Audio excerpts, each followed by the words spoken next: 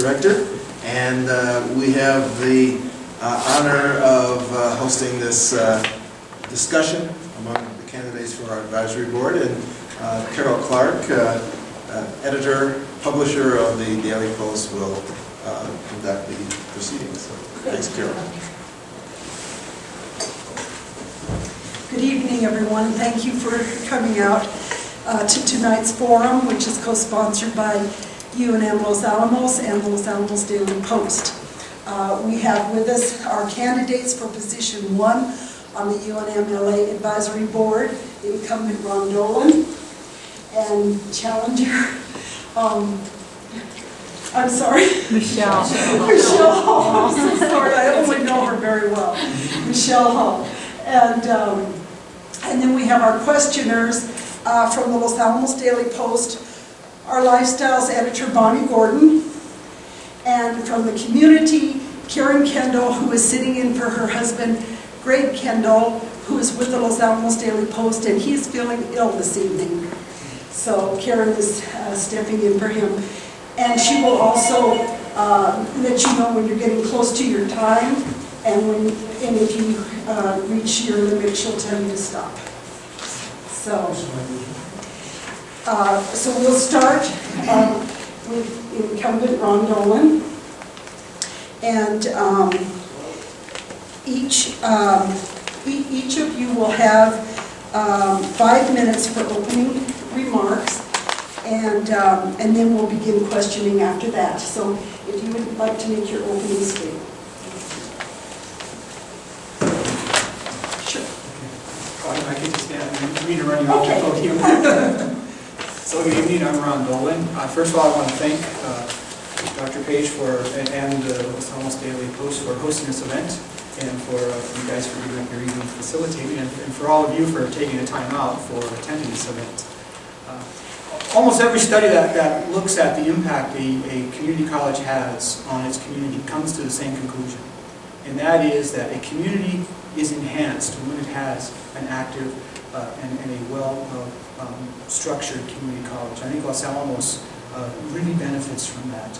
Los Alamos Community College here, or UNM-LA, has a lot to be proud of. In the entire University of Mexico franchise, we are the best performing campus.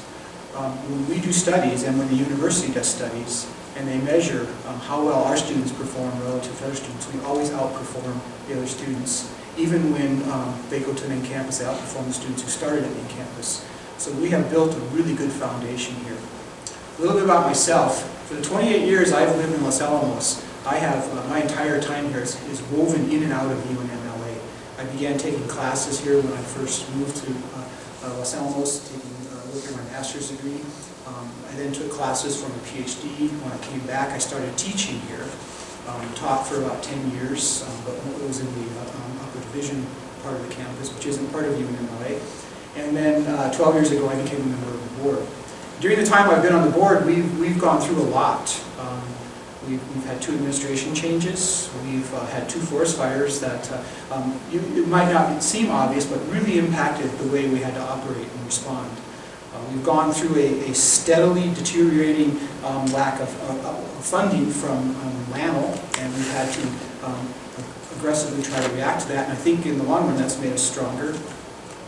I myself have a PhD in mechanical engineering. In addition to that, I started a small business 10 years ago that has grown to the point now where we have 2 facilities, and it grows I think for the last 5 years we've doubled our revenue every year, so it's a fast-paced growing business. And that actually, I think, in addition to my academic acumen, provides strengths for the board, because a lot of what we do in our advisory capacity is deal with finances. And so it's kind of one of the things I've learned starting a small business, that when I'm at LANL, and last year I was running a $66 million program, it's easy to run a program when you're spending other people's money. But in a small business, when you start to spend your own money, the way you think about risks and the way you make decisions really changes a lot. And I think the university is going through a period right now where there's a lot of risk-taking, a lot of strategic thinking, and bringing a context of a small business, I think, helps a lot. And I think I'll save the rest of my comments for the question and answer session, so thank you. Dr. Hall. I'd like to second that thank you to all of you who came out on this cold night in January to learn more about UNM-LA and the advisory board. I think I know everyone in this room except for this gentleman here. And I have been in town for about 10 years, but I chose to do my work quietly and behind the scenes. I am a PhD in geophysics, and I've been here for 10 years. I worked in industry for 5 years. I worked for the government for 5 years. I worked in academia. I was a professor at the University of Arizona for 10 years. And all of those brought me experiences I think I could bring to UNM-LA. 2 years ago, after being here in town for 8 years, working at Science Education Solutions, this small company I started in 2003, I decided I wanted to go to the National Science Foundation. I became a program director there. I wanted a sabbatical to grow my understanding of where education is in the United States and STEM education. It's something I've dedicated my career to after getting my PhD. For the last 20 years, I've been interested in innovation in STEM, science, technology, engineering, and math education. And while I was there, I got to develop national policy on STEM education and programs to implement it and fund unique opportunities. I had input into the Common Core standards that are coming through this year that will have influence on what science and math is taught in our schools across the country. And so I wanted to do that, to bring that back to New Mexico and to be able to add to our community. As I said, I've been 20 years in reforming STEM education. Part of my drive there was, when I became an engineer, I didn't actually know what one was. I got a job and I began doing it, but my engineering training was all books. It wasn't practical. When I went back to graduate school and got my PhD and started doing research, I didn't know what science was. I'd never done it because we don't teach people how to do these things. I wanted it to be different, and that's where I'm coming from. That's why I want to be part of the future of UNM-LA. I think I have lots to offer. One of the things I did when I became a professor was try to write textbooks. This is one of 4 college textbooks that I published, and these are used in 135 community colleges across the country. And the idea was to get people to use data, modeling, assessment, and learn science by doing science, not by reading about what somebody else discovered. I also then converted that and made it for the high school, and these are out in high schools across the country. So those are the kinds of other expertise I bring to this. I'm director of the Teen Science Cafe for the last 6 years. 5,000 kids in northern New Mexico have participated in the program. If you're interested, we do things like zombie brains. We're going to learn about neuroscience this April. There will be a costume contest as well. You're welcome to come and see how it turns out. But we try to make science fun.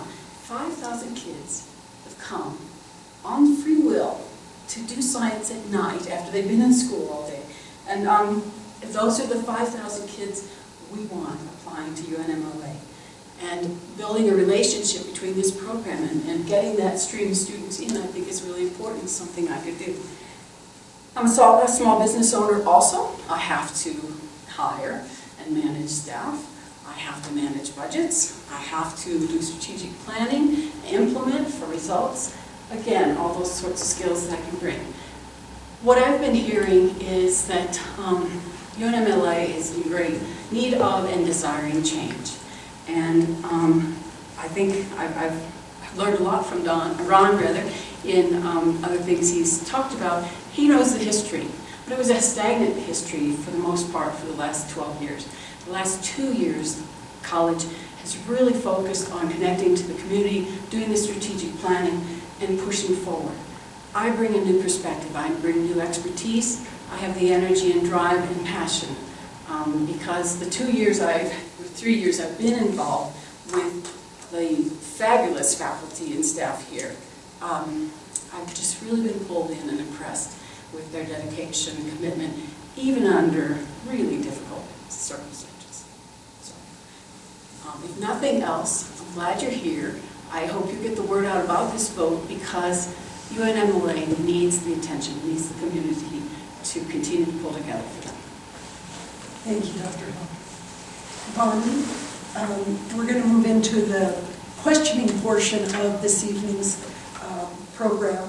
And Vaughn, would you direct the first question to Dr. Dolin? Dr. Dolin, UNM-LA is facing a predicted budget shortfall of 8% for the remainder of this fiscal year.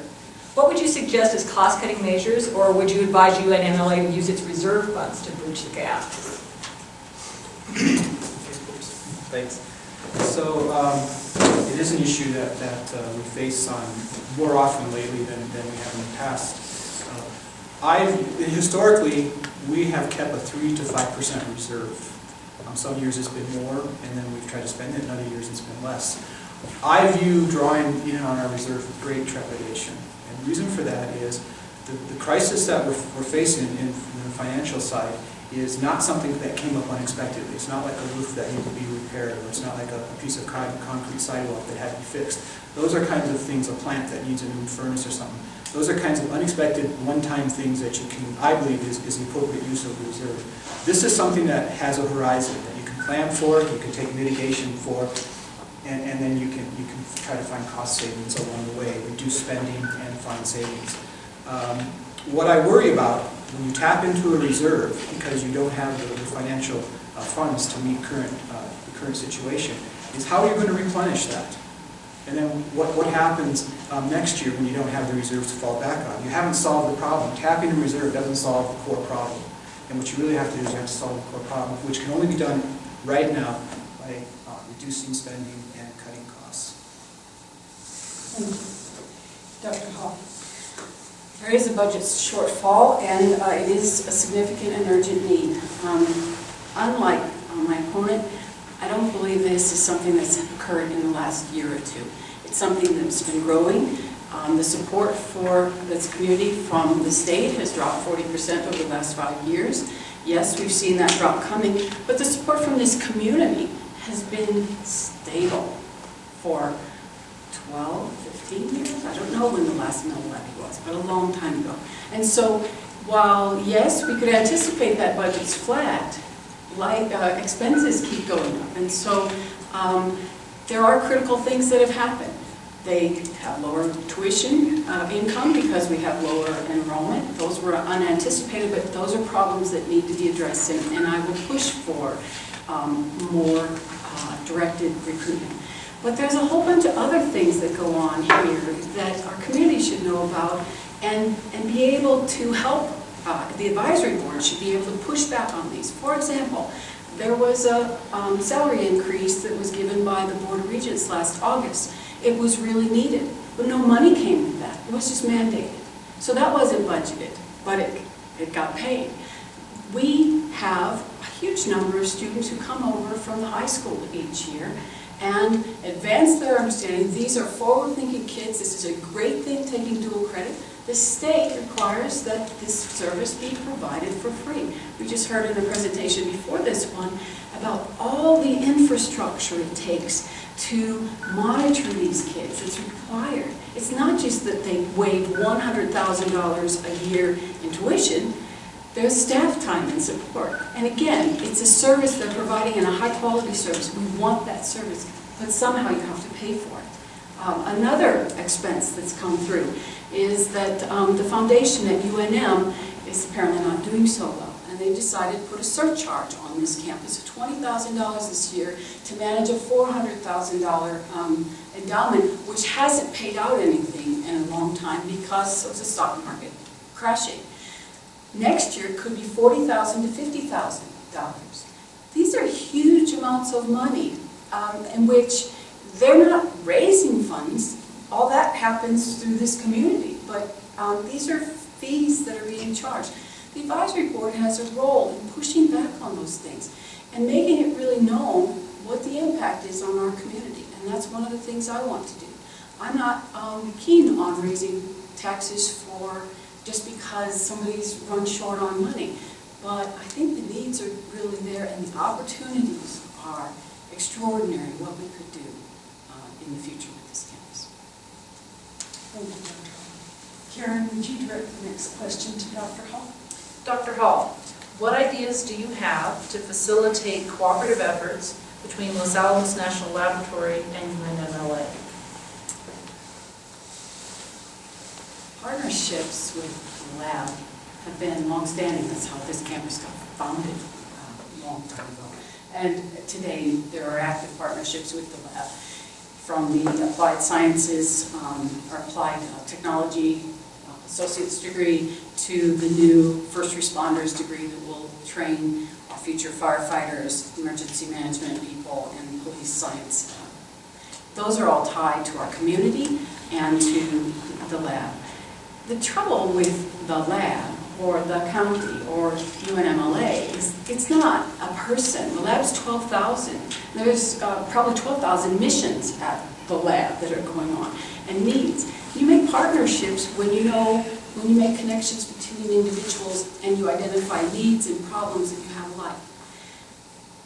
Almost every person, if not every person on the advisory board, has a relationship with the lab of some kind. They have inside information about that lab. We have an opportunity to be that bridge and to help identify and find common needs and opportunities between these two institutions. We're supposed to know what it is the needs are in this campus, and we have access to many more people and the time and energy, presumably, to get out there and make those connections. So I put that responsibility on myself as an advisory board member to build those collaborations. One of the things I'm very interested in collaboration is a high school research experience. I have 5,000 kids who come out and do science at night for the fun of it. They want to do something more. The lab needs a pipeline of people coming into their future employment. The National Science Foundation would love and does fund high school research experiences. This campus has all the facilities. They have the faculty that could teach the computer class that the kids need, the basic training so they can really work with those scientists and teach the public speaking and all those sorts of things. That's a collaboration I want to pursue. I've been cooking this idea. I've got 12 scientists at the lab who wanted to work with me on it, but I didn't have all the pieces. Now I think I do. So that's one of the things I'd like to do. Or a collaboration, I think is right. Thank you, Dr.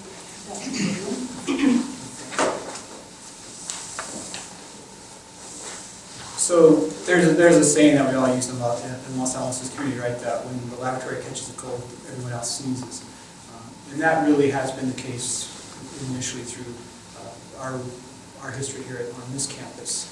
We began, as was mentioned, supplying the laboratory with needed educational capabilities. Beginning with Nanos, if you remember Director Nanos and his administration, we began losing a lot of the support that we got from the laboratory. The first thing they did was pull back all their training. That was a huge part of our budget, and we had to overcome that.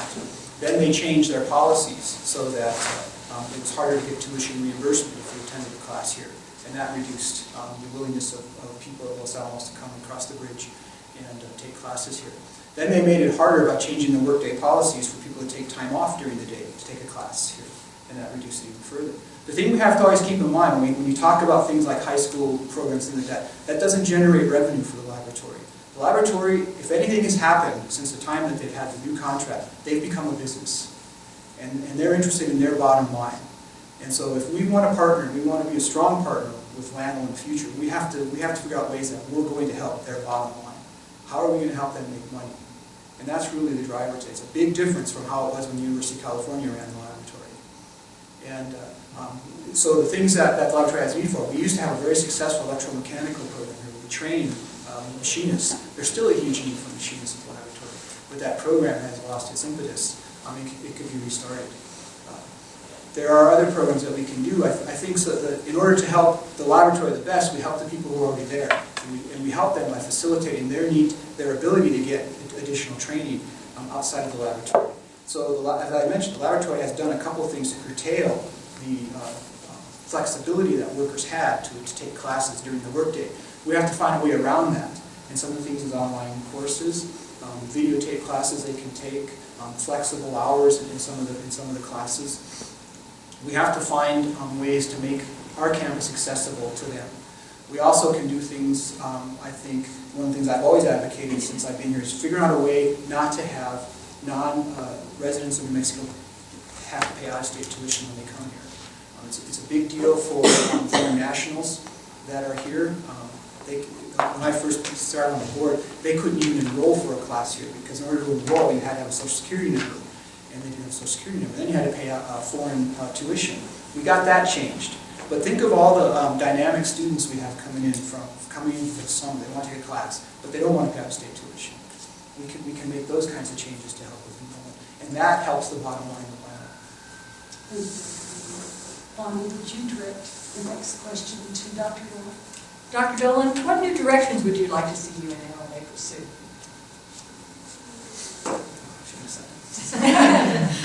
The way it's doing, you can stay up.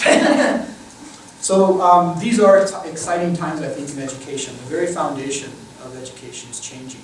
There was just recently an article in the Wall Street Journal that talked about how online training and the internet is just changing the very structure of university systems and the way people access it. And it's not just changing people on campus, it's actually changing the way that a university has to brand itself and market itself. So I always told my wife when we began our distillery that on the internet, the day we posted our website, we were on that day as big as Walmart to the rest of the world. And that's what UNM is to the rest of the world. We have something the rest of the world doesn't have. And our community is the greatest intellectual horsepower of any one place in the world. And I think that we can market that and brand that here on this campus. And that can be a path going forward. It's one of the interesting phenomena we're seeing is that the online classes that we offer, we're actually drawing students away from main campus. Students on main campus are signing up for our classes here because they get a better academic experience. And so what we have to do is we have to brand ourselves in a way that's going to take advantage of who we are and recognize the fact that on the internet we are as big as MIT, we are as big as University of California to a student. Dr. Hall. The last year and a half, this campus has been working on their new direction. And I participated in the 2-day, 1.5 day of the strategic planning this weekend, in which the message was focus. We really need to focus on some signature programs. And so we went through an exercise and we chose 2 signature programs. One is the Applied Technology Associate's degree and the other one is this First Responders degree. But for UNM-LA to really achieve its excellence, it needs to focus and demonstrate it can bring the students in, the high-quality students, into those programs and get them out. They have the highest rate of graduation for students who come in as full-time students to this institution. Of all the 2-year schools in the state, they have the highest rate of transfer success, and as Ron indicated, our students, when they transfer from here, actually do better than students who went 4 years to the main campus. So we've got some rich things there, but they need to really focus on those new directions. Those new directions are these signature programs, developing strong community collaborations, achieving a clear vision or statement of who they are, and then implementing and staying to that. Recruiting based on who they really want to be, marketing based on what they really want to be, but staying focused in that area. And they also, another new direction is to gain a broad base of funding to push forward. We're not going to be able to depend on state funding. It's going to continue to decline, but within 5 years, they should be able to have double the amount of extramural federal type of grants over what they're getting from the state. And I think that's very possible and something I'd like to help them to achieve. They're also really interested and need to provide the kind of support and staffing and faculty engagement in professional development to really provide and continue to provide the excellence that's already going on here on this campus. So, new directions, no, but I have a vision for UNM-LA 2020. I have the vision that it's the envy of all 2-year schools for its success in recruiting and graduating top students in their 2 signature programs. It's known for those 2 signature programs, and it's graduating 50% of the police, fire, emergency management, and applied engineering degrees in this state. It has a strong collaboration with LACDC and the hospitality industry to offer ecotourism and immersion language programs for summer visitors. Its campus is busier in the summer than it is in the winter. It brings more funds in from grants than the state. It offers internships as part of all associate's degrees, with 80% of the students participating. It collaborates with the lab to offer postdocs an opportunity to learn how to be teachers. Right now, professional development for faculty adjuncts on this campus is one-on-one with the department head. We could bring in a program in which there's 70% of the postdocs that go to the lab who go elsewhere. Only 30% actually get a job, a permanent job here. The rest of them are going to academia. We could bring them in, and during their 3 years here, train them to be the first-class faculty that we can use for those 3 years, but that then go into maybe New Mexico universities around here, but they were trained here. Thank you. Karen, would you direct the next question to Dr. Hall? Yes, Dr. Hall. What innovations would you suggest for boosting student enrollment at UNM-LA? I just heard a presentation an hour ago on what is going on, and they've got some experiments going on in having put additional resources towards contractor recruiters, getting them out into the schools. And there's some real excitement about how this is working, but it remains to be seen who will actually enroll next August. I think in particular, one of the things they are doing, and one of the things we urged in our strategic planning this weekend, was to focus on bringing in the best students we could for these signature programs, such that those programs are built, they're solid, all the courses made, and we can create a community on this campus that actually pulls in more and more people. The more people you have as full-time students, the more people who want to come here as full-time students. So it's a targeted marketing and recruiting. Already, we know that the retention programs they have on this campus are pretty outstanding. Again, presentation there. We would not have so many people who come in here beginning with weak skills, leaving here with the degrees, and it's because of the student services they have. But if we're going to increase this enrollment, we're going to have to increase that student services. And so those are the two key things I think they are already aware of, but feet have to be held to the fire to get that job done. And resources need to be put there. Thank you, Dr. Hall. Same question. There's an old adage in architectural design that's called paving the cow path. And the moral behind that is that when you want to see the best way to lay out an infrastructure, don't lay out the infrastructure. Let people start utilizing it, and they'll tell you how to lay it out.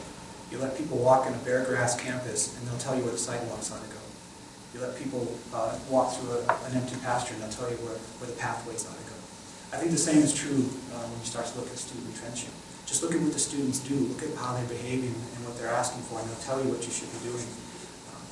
I was teaching a class. It was an upper division probability and statistics class years ago, and one day I was in the lecture. I was asking the students as part of a sampling exercise to tell me why they took my class, which was a dangerous question for a teacher to ever ask students. But in the course of working through the example problem, it came out that there was a student in my class who twice a week drove all the way from Taos to Los Alamos to attend my class. And on the way, she drove past UNM Taos, she drove past Northern, and she came to Los Alamos. And when we asked her why, she said because she wasn't looking for an easy A, and she wasn't looking just for a degree, she wanted an education. And she was willing to drive 320 miles a week to get that education. That's what we do well here. We provide the best education for students who attend our classes. And that's how we retain students, is we continue to provide that product. Another way we can make enhancements to that core product that we have is we can do things that and want a student to remain here. And that can be done very simply by extending our ability to offer degrees. We had a showdown with Main Campus, I think it was about 6 years ago or 7 years ago, where they pooled our ability to offer a 4-year computer science degree program. And we had to threaten them. We literally had drawn up the papers to withdraw our affiliation from UNM. And we were looking into re-affiliating with New Mexico State.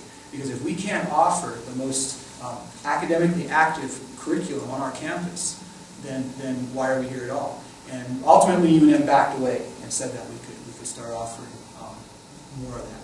You can't get an engineering degree right now without going to Main Campus at some point. Almost any 4-year degree program you start here, you can't complete here. And so if you're a parent who's home during the day and are taking classes, you know at some point you're going to hit that roadblock. If you're a person who's working at the laboratory trying to get that next degree, you know at some point you're going to hit that roadblock. We can do things to get rid of those roadblocks, and I think that will boost enrollment of students. You did ask Dr. Dolin. You might as well stay on Ross. Forgetting that. Speaking of the main campus, the relationship between UNM-LA and the UNM campus in Albuquerque is vitally important to UNM-LA. What ideas would you bring to enhance that relationship? So when I first started taking classes here, and that would have been in the mid-'80s, I think that was the period, in my personal opinion, that was the period when we had the strongest relationship with main campus.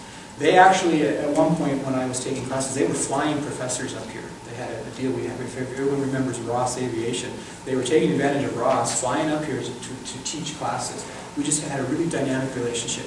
That has deteriorated to a large extent over the years, not because of any one thing anyone's done, just as I think that every administration that UNM has, and they've had several in the last 12 years since I've been on the board, they bring a different perspective. One time, we get a university president who says we should each UNM branch campus should be on its own, doing its own thing. Then the next time we get a president that says, no, you guys are strictly a feeder institution. You have your students for 2 years and you send them to us, and we want them. And so part of the relationship we have with main campus really does depend on the person who's running, the president of the university. We also have the same sort of thing that happens when we have a change in the State House. When Richardson was governor, he decided that we should carve up the state into geographical regions. And the university, a campus like ours, should only be able to serve students in our geographical region, and we weren't allowed to cross into other boundaries. It looks good if you're a politician in Santa Fe, but it doesn't really work in the real world. And so ultimately that one caused a lot of tension, but was set to the sidelines. The university, we do have, at times, we draw a very positive relationship from them. Matters of legal, when we're looking at a bond or a mill levy, they provide the legal advice for us. We're right now going through sort of a phase where we're trying to figure out what are we going to do with this dormitory that we have, the university housing. What could we do, maybe not with that piece of infrastructure, what could we do with the land that it sits on? And the university is helping us with that, with their real estate department. And so we do draw on their resources a lot, but at times it can be contentious. And sometimes I think that tension isn't always a bad thing when we're both fighting for what we think we believe in. I know my personal belief is that our number one mission for being here is to serve the community. And that is separate from serving the needs of main campus. And so sometimes we're in harmony with main campus with that philosophy, and sometimes we're not. Dr. Hall. When I was at the University of Arizona, we had branch campuses.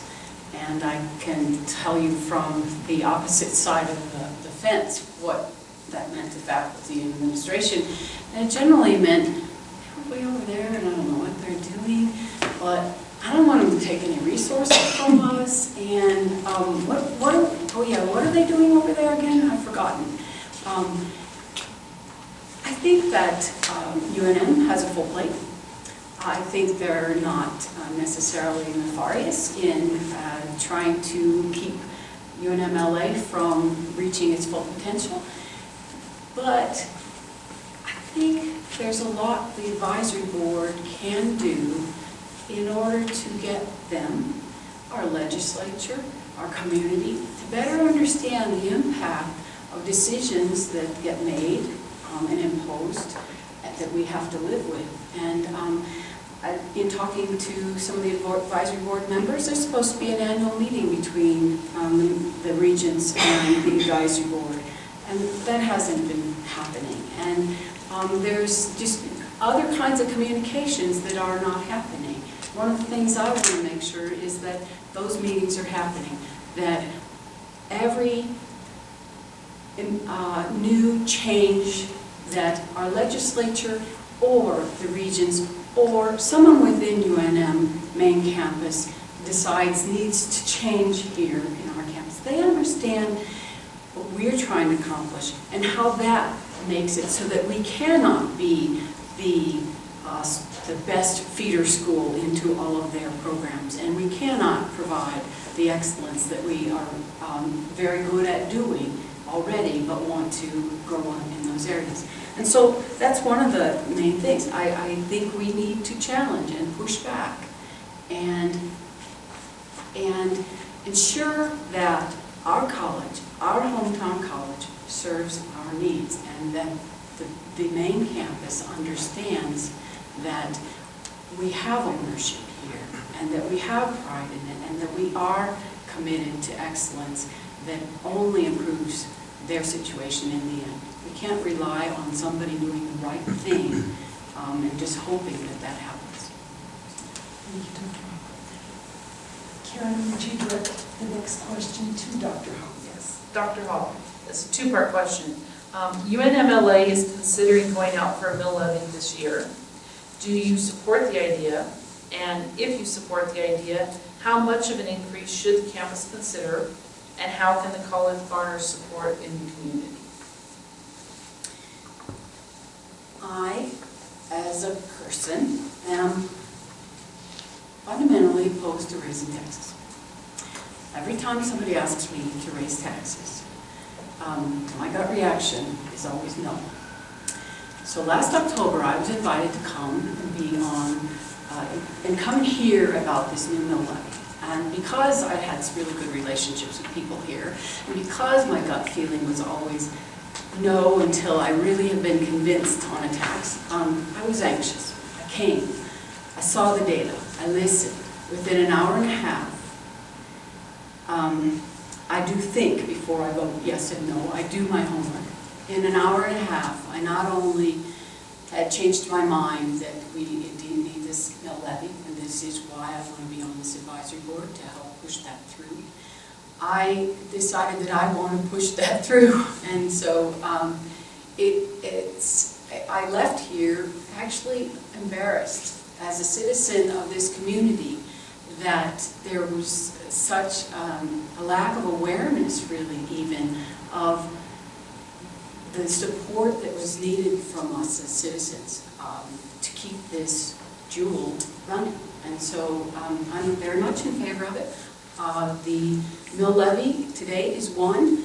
The average in the state for all the counties is 3. The highest goes to 5. I think it's very appropriate that this community, which prides itself on education, knowledge, and discovery, fund that belief and stand behind it and stand behind UNM-LA.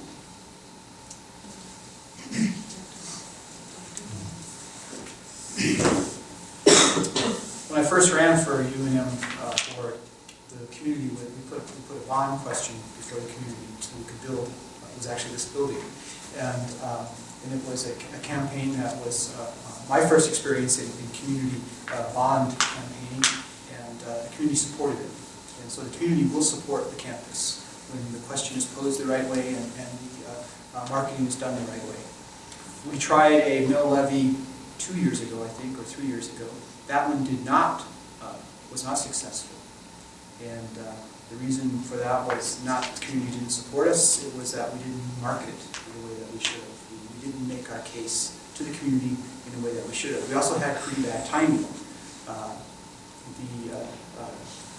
The laboratory was going through a period where there was a lot of uncertainty, and the stock market had just plummeted.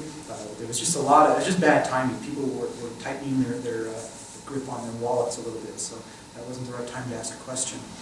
We considered this issue in June, I think, or May of last year, whether to go out for a bond.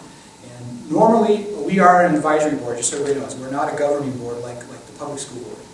We don't make decisions for the school. We really make decisions on what advice to give the director. Sometimes we do have some areas where we make decisions. This happened to be one of them. Normally, we are a very consensus-oriented board. We discuss through an issue and we reach a consensus. This was one case where we didn't have consensus. I was the dissenting vote on whether or not we should go out for a bond question in February, which would be right now. And my reasons at that time wasn't because I don't think we need it, because I do understand we do, and I think it's imperative that we do it quickly.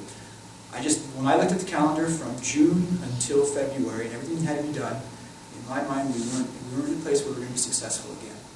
It looked like it was just a repeat of last time. It didn't look like we had a compelling story to tell, other than we need the money, we want to have new programs, but the community didn't buy that the first time. We had to have something different, and we had to market and brand ourselves differently. So I voted no to going out at that time. At some point, I would vote to go out. I think we have to. I would say that, so the decision was made to go for one, and then the state's regents rejected that for the very reasons I had. They said we weren't ready. The time horizon was too short. You can't get told no by a community twice and never expect to be told yes later on. That was a big division. So they didn't want to tell us to give us permission to go ahead until they really thought we had a good chance of succeeding. And this last cycle back in June, they said when they looked at it, they said it's not the right time. So yes, we have to do it, but we have to do it at the right time, and we have to market to the community the right way. And when I think those are all in line, if I'm still on the board, then I absolutely would vote in the affirmative. Thank you. Would you ask, we have a couple backup questions just in case, and so we'll go to our backup questions. Bonnie, direct your first question to Dr. Dolin. Dr. Dolin, in general terms, what direction do you think community education at UNM-LA should take? So I think there's a couple areas where, again, as I said earlier, I believe the core mission of UNM-LA is to serve the community and the needs of the community. And when I look at three of the areas where I think we can best serve the up-and-coming students, not the second time around or the senior people who've already got their degrees and looking for enrichment. But we have 2 years or 4 years ago, I think it was under Richardson's administration, the law was changed in New Mexico that allowed students to drop out of school on Friday and take a GRA exam on Monday. And before, you used to have to wait. I don't remember exactly how long it was, but it was like 6 months or something. And what we saw was just a swelling, a sort of a seawell of students come across the street to take their GRAs. And surprisingly to me, it wasn't the person I would thought would be taking the GRA, which would be sort of the struggling student, forgotten student at the high school. It was the best performing students that were coming across to take the GRA, because what they wanted to do was get out of high school early and get on to college. So one of the things that's happening in college is right now, as colleges are accepting GRAs, the more prestigious schools are recognizing the GRA as a legitimate ticket into college. And so that's one thing we can do, is continue to provide GRA training and GRA test examination preparation for those students. Another area where we can provide a benefit to the community is I think there's over 400 homeschooled families in our county. And so these are students who aren't attending high school on a regular basis. We can provide a place for them to come and get their first college credits and get that a little bit of college experience while they're still under the umbrella of in the community and in their homes. Another area we can provide support for students is those that are already done with their bachelor's degree and are here as GRAs. Just trying to pick up a few credits here and there so they can accelerate their master's or their PhD programs. Something that I took advantage of when I was a student and then later on staff member at Los Alamos. And it's an area that our population swells I've heard thousands come here for the summer, and we can offer programs for them. And there is a clarity. I want to make one point about, earlier it was mentioned that we have this benevolence, we give the high school students free tuition and we don't get anything back in return. That's not quite true. We have a quid pro quo relationship with the school. This is their property, and they rent it to us for $1 a year if we give, and part of the quid pro quo is that we provide tuition for students. So another thing that we can do is we can sync programs, our classes, with the high school. So if our classes start 15 minutes before or 15 minutes after the normal class starts at the high school, then a student has to really give up 2 periods to take one class here. And that's not something a student's going to get incentivized by. Another thing we can do is we can change our grading. The high school offers a fake 4.0 system. So you can take a class that's a 4.0, but you can get 5 points for it. So a student isn't going to come over here and take a class, potentially get a B, but even in best case get an A, but then only get 4 points for the A, when they can stay over at the high school and they get 5 points for that and boost their GPA for college. We have to work through that. Sorry, your time is up. So when I read that question out, I read it a little differently. So I'm going to talk about my ideas of continuing education for adults. and that is what I started to talk about. One of the things I learned in going to strategic planning is that UNM-LA offers more language courses than any other school in this state because we have such an interesting community. And when I think about, and one of the goals in the strategic plan is to bring the community in, get them fully engaged, offer more to the full spectrum. And so I alluded to earlier, this idea of language immersion classes. We have the opera 35 miles away, that people come from all over the country to go to the opera and listen to opera in many different languages. We have language teachers here. We have a hospitality industry in this town that's dying for people to come in. We live in one of the most beautiful parts of the country, much less this state. And developing 2-week-long immersion classes in Italian or whatever you might want that pulls in the culture of our community, the culture all around our community, the talents of the faculty here at the university is a key program that we could offer and earn money on it, and instead of losing money. Another one would be ecotourism. Again, people come to New Mexico for the beauty. We have amazing resources, and ecotourism is high dollar investment. You know, people pay a lot of money to be educated by someone about the flowers, the plants, the trees, whatever it might be. That's something we can do. We have the talent and the enthusiasm, the retirees and the experts at this campus. So when I think about continuing education, I think about how we bring new people in and share the great resources of our community and our state. Thank you, Dr. Hall. And our last question of the evening, Karen, would you direct that to Dr. Hall? Yes, Dr. Hall. How can UNM-LA increase awareness of and contributions to its foundation and scholarship funds? Asking would be a good start. But partly what I've just heard about these fees from UNM Foundation itself, and I work a lot in informal science education, so I work with museums and such things. I really wonder if it isn't more effective for this community to develop a Friends of UNM-LA Foundation in which we have control over where it goes and how it serves our community. Because I think it's really difficult for people in Albuquerque to convince somebody to donate to UNM-LA, whereas it's not so hard to do that within our community, within our region, with our alumni and those sorts of things. So one of the things I would propose is that we actually, as a community, take that charge ourselves instead of strapping it on UNM's foundation, which doesn't seem to be doing very well at all. They're charging those sorts of taxes for everyone, and also gives us independence from the bureaucracy of the state, the university system, to do the things that make our college and serves our needs. Thank you, Dr. Hall.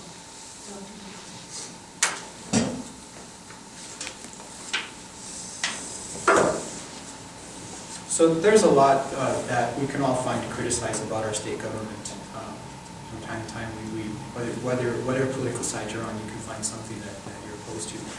But one of the things that I'm really proud of about what our state has done, and this as a conservative, from a conservative point of view, is while I am very fiscally conservative on most matters, I believe college should be free. It should be free for everybody. We're not in a society like that. And ironically, it's about the only thing I share in common with Barack Obama, is we both have that vision for America. But New Mexico, I think, more than any state, comes close to that, in that we have the lottery scholarship. And there, in my opinion, especially in our community, there's no one who can say that cost is a barrier to their education. No matter how poor you are in Mexico, you can get to college and you can find a way to pay for it, either through loans, for scholarships, and through the lottery. So that, in a roundabout way, it comes around to your question, is that it is not the imperative in New Mexico, it is in other states, that we have a strong scholarship program. That being said, I think New Mexico, I think our campus does have a strong scholarship program. We have a lot of donors. that we're not like an endowment kind of an organization, but we have over the years gotten some nice contributions. I think one of the challenges we face in our community is that I think a lot of times when people do enter their senior years here and they start thinking about what they want to do with the money that they're leaving behind, and they start thinking about a university to leave it with, they go back to their alma mater. And we have people in our community who come from very prestigious schools, and they want to donate money back to those prestigious schools. That's a challenge for us. How do we get them to carve out a piece of what they may be thinking of donating to a prestigious school where they got their PhD or their master's or their bachelor's degree, and put some right here on our campus? The way to do that, and I think it was said earlier very eloquently, is we have to make the members of our community feel like this is their campus. And we don't do a very good job of that. And it's not that we don't try. It's just that it's a very difficult thing to try to do. People here, unlike I believe in other communities, are very focused on, I go to work, I do my work, and I think about my work 24/7, and I come home from work and I think about my work, and I don't think about anything else. So I don't think about, I'd like to go on a campus in UNM-LA and see an art movie tonight, or I'd like to go see an art display or something. It's hard to draw people onto campus where we can start to build that sense. The opera was a good one. I took the opera class for years, and I plan to take it again with my little kids because my oldest son, I took him to the opera every year for $5 an opera because I took the class here. I was eligible to go to Santa Fe and see the opera for $5. Wonderful way. That should bring lots of people on campus, but for some reason it doesn't. The Jim Sagal lecture series, another thing that we've done, trying to bring people on to talk about writing and reading and poetry. It brings some people on, but it doesn't really do enough to create that sense of this is our campus, which would be a good motto for a marketing campaign, maybe. This is our campus.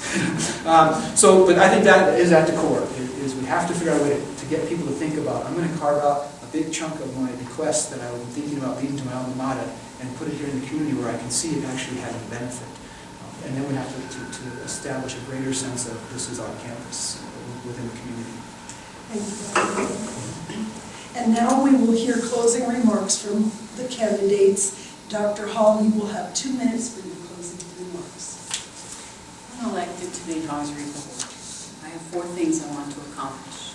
The first is to ensure the strategic plan that's been developed and is still evolving and soon to be completed is implemented, and that it has very strong metrics to go along with each goal, and that we see, as an advisory board, we see them move forward to meet each of those metrics. The second thing I really want to do is work with the faculty to build the signature programs and in creative ways that really bring in the students and onto this campus and create a full and vibrant campus. I want to facilitate community collaborations, like the ones between LACDC and the tourism industry. They can do all the footwork, and the campus does what they do best, teach. I want to help them develop this broader base of funding. I really think that it's a pathway we have to go in the future. And I want to see them implement and really carry forward in targeted recruiting and retention programs to keep our students here, to keep the success levels high as we bring in more students. Third thing is I want to hold the executive director and the advisory board accountable for implementation of that strategic plan. We need to do that, and somebody needs to be accountable. It's the advisory board and our executive director. Especially I want to make sure that we're bringing in the students and the right kinds of students to achieve our goals here. Finally, I want to work to pass the mill levy, and I'm committed to do that because I believe that this strategic plan is the right direction to go. I believe that for everything I've seen, faculty and staff are behind it, they're excited about it, and the money, and it gives me confidence that the money that we will all put forth will actually go to contributing to a much better community every day. Thank you, Dr. Hall. And Dr. Dolin, you have 2 minutes for your closing remarks. So again, I want to thank Dr. Page and Carol for hosting this tonight. Thank everyone for coming. UNM-LA is an important component in our community. It's actually, when you look at the way the laboratory markets itself, you'll find that they promote us as a way to get people to want to come here, because people want to come and live in a town that has a college in it. And so we are viewed by the laboratory as a vital asset. Going forward, we do face some challenges. There's no getting around that. We face challenges with the finances of running the organization. We face challenges with a state that, the state government who is not as educational friendly as they like to say they are. We face challenges within the community who doesn't view us quite to the full extent that we wish that they would. These are all challenges that are being addressed in the strategic plan. But when you think about all the grand vision of where the university or this campus needs to be 10 years from now or 15 years from now, I believe it's important, and the voice that I will continue to keep bringing forward on the board is we have to never lose pace of what we're here for, and that is we provide a core of curriculum for students that are beginning their academic career, and we provide curriculum for students who are looking for enrichment. We have a brand, which is we are the best franchise, we are the best campus in the entire UNM franchise. And we have to continue that. We can't lose sight of that. It's very difficult to build a brand in a business, and we are a business here. I mean, that's at the board level. You have to think of it that way. We are a business. We have to make a product. We have to make it for the cost that we have to operate in, and we have to deal with all the issues with personnel and accountability that any other business has to do. We have to maintain our ability to have a strong business model. That has to be one of the foundations of moving forward. We have to have a plan of what we want to be. I'm not fully committed to the idea that we want to be the MIT of the Southwest. I think we have in my mind, we have to take baby steps. In a business, you have to take risks, of course, but you have to build to where you want to be in incremental steps. And so that would be my vision for implementing the strategic plan. Let's look at what we can do this year as a small measure. Let's see how we're going to get there and measure the metric for success. When we have that success, we move on to the next one. And so where I want to be, I think I'm in lockstep with the rest of the board and the rest of the administration here. But I think I have a little bit slightly more conservative approach on how we would get there. Thanks. Thank you, Dr. Dolin. Thank you, Dr. Hall. Thank you all for attending this evening. This brings us to the end of the forum. Please feel free to stay after and visit with our candidates. Thank you so much.